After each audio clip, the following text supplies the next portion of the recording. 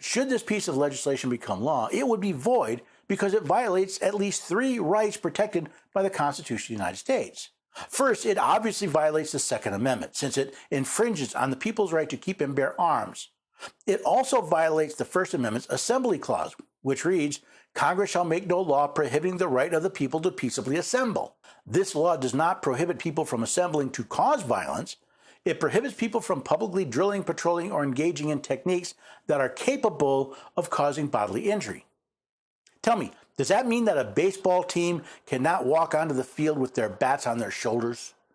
Because not only can playing that game cause bodily injury, but baseball bats are technically clubs, and according to the FBI, clubs are used to commit murder more often than the terrifying assault weapon.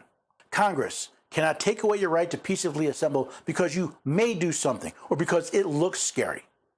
Furthermore, Congress cannot prevent you from interfering with government operations or proceedings if they are illegal. Courts have found that people can defend themselves against unlawful arrest, though I would recommend you have a very good case before you try it. Even the Supreme Court, in the case John Bad Elk versus United States, found that Mr. Bad Elk had legitimately used lethal force to defend himself against a law enforcement officer who was unnecessarily using excessive force to arrest him. Perhaps we should remind those in Congress of another example where a private militia rose up to protect the rights of others. In the Battle of Athens, Tennessee, veterans armed themselves and fought against law enforcement and government officials who were trying to steal an election. When the corrupt sheriff left the county, it was the private paramilitary organization that patrolled the streets to keep law and order until the new sheriff could be elected. Last, but certainly not least, this act would violate the Fifth Amendment's Due Process Clause, which reads, "No person shall be deprived of life, liberty, or property without due process of law. You have a right to live at liberty without restraint except as necessary for public safety. Patrolling a neighborhood armed is not a danger to public safety. Publicly drilling in the use of weapons, martial arts, or anything that is capable of causing bodily injury is not a danger to public safety.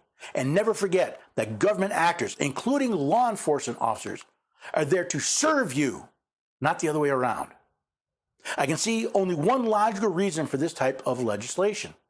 Similar to the orders to destroy the firearms and munition of the colonists, this legislation is meant to leave the American people unarmed, untrained, and unprepared to act as a free people.